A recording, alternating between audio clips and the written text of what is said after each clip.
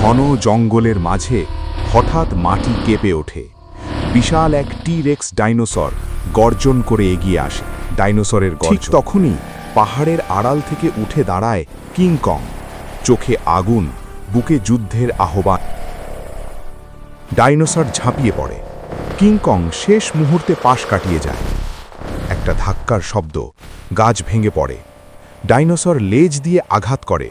King Kong ছিটকে পড়ে, কিন্তু সঙ্গে সঙ্গে উঠে বিশাল এক পাথর তুলে ছুঁড়ে মারে। ধপাস!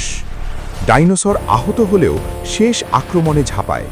কিং কং বুক চিতিয়ে দাঁড়িয়ে দুই হাতে ডাইনোসরের চোয়াল ধরে। এক মুহূর্তের নিস্তব্ধতা, তারপর ভয়ঙ্কর গর্জন। কিং কং শক্তি দিয়ে ডাইনোসরকে মাটিতে আছড়ে ফেলে। ডাইনোসর পিছু হটে।